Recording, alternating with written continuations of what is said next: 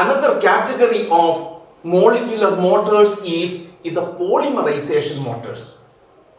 So these polymerization motors, when for example actin is getting polymerized, that will give a driving force for a bacteria to move.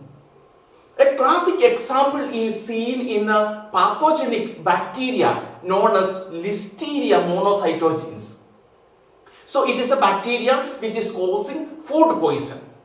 Once this bacteria, assume this is a cell, once this bacteria is, this is a bacteria, and once this bacteria is engulfed, so the bacteria is engulfed, you know that a phagosome is formed. So here is a phagosome with the bacteria inside. Once it is inside, this bacteria will produce enzymes. Using that enzyme, it will break this in the membrane of the phagosome, and the bacteria is released outside. Now the bacteria is freely present in the cytoplasm of the host cell. Once it is in the cytoplasm of the host cell, it has to move. So what it will do, it will polymerize actin filaments which are present in the cytoplasm. It will polymerize in such a way so that it is able to move forward direction. Not only it moves forward direction, if this is the next cell, this will hit on this membrane and it is able to move. Okay, it is able to move. Once it is inside, again it can multiply and it can infect an organism. See the smartness of this microorganism to infect the host cells.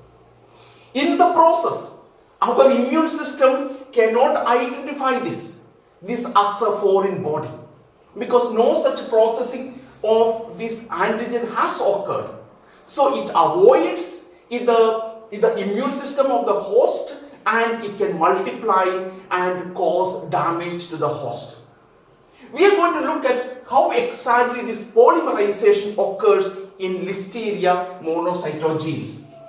This polymerization is, as we have seen, it is caused by the assembly of actin filaments. Now, if the actin becomes a fibrous protein, with the assembly it becomes a fibrous. How is that modulated? Now, the bacteria, Listeria monocytogenes, it has a protein on its surface that is called the ACT-A protein. Okay, so this ACT-A protein is supposed to initiate the assembly of actin filaments.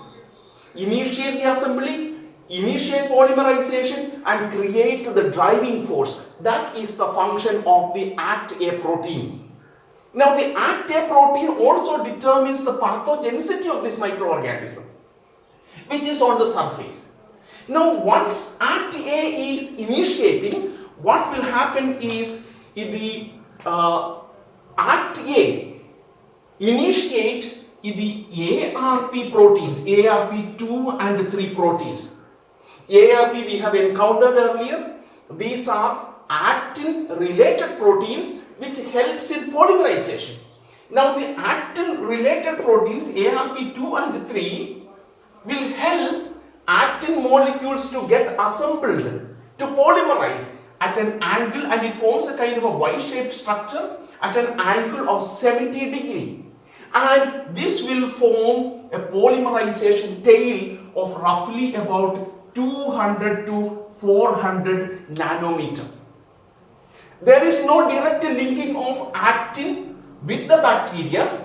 There is a kind of a detachment, but this polymerization with the help of ACT-A protein is capable of creating a force of 7 piconewton. That force is enough to drive the bacteria in the forward direction. You see how different kinds of mechanisms are used in a cell by different organisms in order to move. How exactly are these mobilities and the force generated is measured? Let us briefly discuss about two such experiments. So in one such experiment, what they do is they use microtubules in order to study this. So a glass slide is taken. Now this glass slide is interesting. If you consider this as a glass slide, one end of the glass slide is slightly bent. So it has to create a kind of a resistance. So this portion is slightly bent like this. So it is slightly bent. So you can imagine that assume there is a microtubule is attached here. It is microtubule is fixed on it. Now the tubulin is added. The tubulins will keep on adding to the microtubules and it will go and hit at this point. After hitting at this point, you can imagine this is bent like this. The microtubule is growing and it will hit at the bend and it will curve back. There will be stagnation taking place, the curve back. That mobility is measured, it is calculated through experiments in order to see the speed or the force generated by these kind of polymerization reactions. Another method by which the force is studied is by using the optical trap. So in the optical trap, there are so many variations of the optical trap. As we have seen, so here is a bead and laser beams are aligned so that we are able to see the movement of the bead. And on the bead, you have either microtubules attached or the actin filaments can be attached. There is a nano plate fixed here. This is a nano plate. Now polymerization is promoted.